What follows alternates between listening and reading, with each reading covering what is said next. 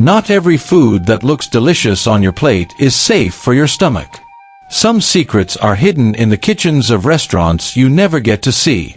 And what Susan discovered inside one popular restaurant, just as she was halfway through her plate, will leave you questioning where you eat.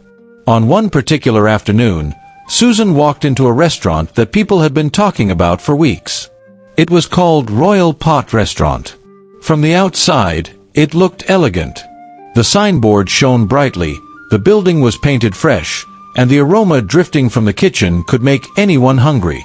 To Susan, it felt like she had just discovered another treasure. She smiled at the waitress who welcomed her and quickly found a seat.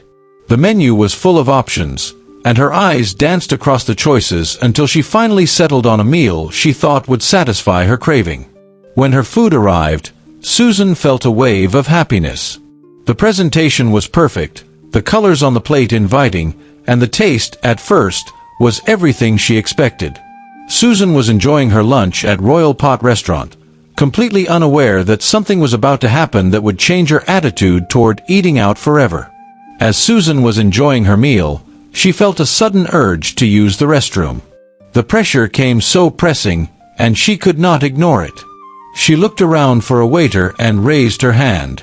A young woman in uniform walked up to her table with a smile. Susan leaned closer and asked politely, "Please, where is the restroom?" The waitress pointed down the hallway, showing her the direction. Susan stood up, pushed her chair back, and walked briskly, her steps quickened by the urgency in her stomach. She reached the restroom door and tried to open it, but it was locked. Someone else was already inside. She sighed in frustration and shifted from one foot to the other, waiting impatiently. She knocked lightly, but the person inside gave no reply. Her need grew worse with every second. While she stood there, trying to hold herself, her eyes caught a strange movement. Just a few steps away, there was another door.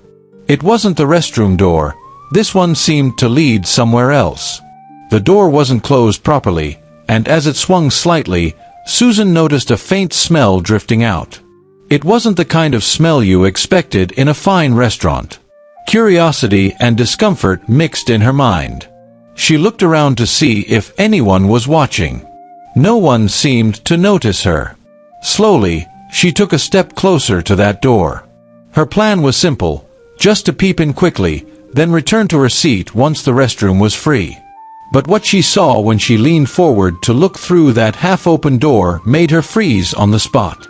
At first, she thought her eyes were deceiving her. She blinked, leaned closer, and looked again. What she saw left her in disbelief. Susan pushed the door open just a little wider, her heart beating faster, though she could not understand why. And then, the reality of the Royal Pot Restaurant began to reveal itself. The first thing she noticed was the mess. Piles of dirty plates stacked on top of each other, some with leftover food, are crawling with ants. The sink overflowed with dishes that had not been washed in days. Pieces of vegetables were scattered on the floor, soaked in water that had long turned brown. The smell hit her nose and almost knocked her back. She stepped closer, holding her breath. On one counter, chunks of raw meat were left uncovered. Flies hovered and settled freely, feasting without fear. The sight turned her stomach. She tried to turn away, but her eyes kept pulling her deeper into the scene before her. Her gaze shifted to the women cooking. Their aprons were stained beyond recognition. Brown patches, oil splashes, even streaks of what looked like dried blood. Their hair was unkempt, strands falling over their faces as they bent over steaming pots. They looked like they had not bathed in days, their skin sticky with sweat, their nails dark with dirt. One of them stirred a pot absent-mindedly while using the edge of her apron to wipe her sweaty face, leaving smudges of grease behind. Then Susan's eyes landed on the biggest shock of all, the chief cook. The woman stood in front of the largest pot in the room. She was very fat, with dark skin that glistened from sweat. She wore a sleeveless gown that revealed thick arms and, unfortunately, something far more disturbing. Her armpits were bushy, and Susan watched in horror as she paused, scratched her armpit with the same long spoon she was using to cook, then casually stirred the soup again without rinsing it. Susan felt her stomach turn. The woman opened her mouth to shout something at one of the helpers, and Susan caught sight of her teeth. They were stained brown, as if years of tobacco and neglect had taken their toll. Then, in that very moment, the woman coughed, a deep, rough cough, and did not bother to cover her mouth. Susan's eyes widened as tiny drops of spit sprayed into the bubbling soup. The woman kept coughing, bending slightly over the pot, while her helpers continued as if this was normal. Susan pressed her hand against her mouth, fighting the urge to vomit. The smell in the kitchen grew stronger, a mix of rotten food, sweat, and dampness. From the corner of her eye, she noticed rats dashing across the floor, climbing over sacks of grain and disappearing behind dirty buckets. The more she looked, the worse it became. One of the women sneezed loudly into her hands, then went straight back to kneading dough without washing. Another wiped her nose with the back of her palm and continued cutting vegetables. It was as though hygiene had no meaning in this place. Susan felt weak. She wanted to scream, but no sound came out. She wanted to run, but her legs would not move. She leaned on the doorframe, trying not to collapse, her other hand clutching her stomach. And as she stood there, the truth settled heavily in her mind. This was the food people ate with smiles on their faces, the food she herself had been enjoying just minutes ago. Susan could not take it anymore. She staggered back, pushed the door shut, and hurried down the hallway. Her stomach churned violently, and her throat burned as though bile was rising. She wanted to cry, but the shock was too heavy to let the tears flow. When she returned to her table, the plate of food she had been enjoying now looked like poison. The sight of it made her feel irritated. She quickly pushed it aside and waved for the waitress. Her voice shook as she asked for the bill. The waitress smiled politely, unaware of what Susan had just seen.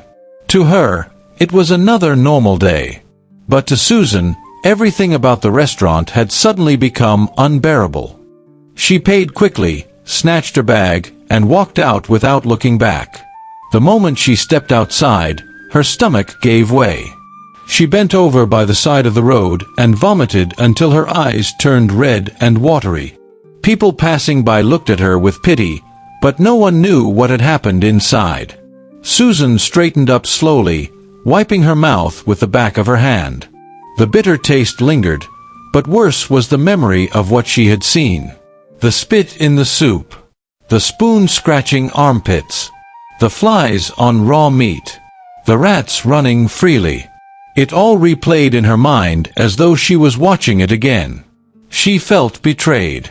All her life she had believed that restaurants were safe. She thought that if a place looked fine outside, then the food must surely be good. But that day, Royal Pot Restaurant had shattered that belief. She realized that what people see on the outside is not always what happens behind closed doors.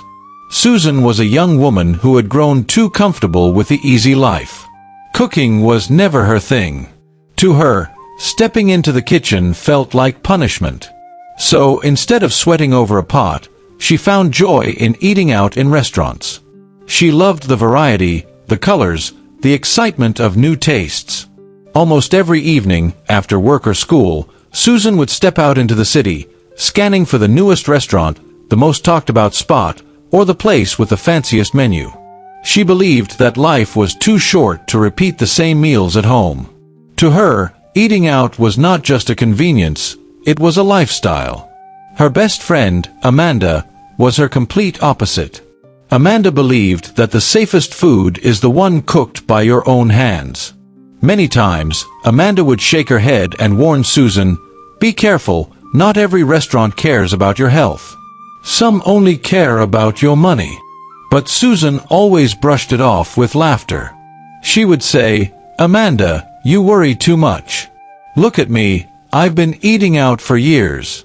Nothing has happened to me." But life has a way of teaching lessons that laughter cannot cover. That day, Susan walked home in silence, her head pounding, her stomach sore. And for the first time in a long while, She wished she had listened to Amanda. But habits are not broken in a single day. Though disgusted by what she had seen, Susan's laziness still clung to her. She told herself that maybe Royal Pot was just one bad place, that other restaurants would surely be better. And so, despite the horror she had witnessed, she continued with her old ways, moving from one restaurant to another, searching for comfort in the meals she refused to cook at home. But comfort was not what awaited her. Weeks passed after that terrible afternoon at Royal Pot restaurant. At first, Susan tried to forget what she had seen. She convinced herself that maybe it was just one unlucky day, maybe the workers were careless only that time. She pushed the memory aside and went back to her routine. Night after night, she sat in different restaurants, ordering food she had not prepared with her own hands. Amanda continued to warn her. "Susan, one day your stomach will pay for this carelessness. Not all that glitters is gold. Not all food that smells sweet is safe." But Susan never listened. She laughed, shook her head, and told Amanda that she was exaggerating. But one evening, after yet another meal at a new restaurant, Susan felt something unusual. It began with a dull pain in her stomach. At first, she thought it was ordinary, something that would pass. But the pain grew sharper, twisting and tightening until she could no longer ignore it. Sweat poured down her face, her hands trembled, and her mouth filled with a bitter taste. That night, Susan barely slept. She ran to the bathroom again and again, her body weak, her strength fading.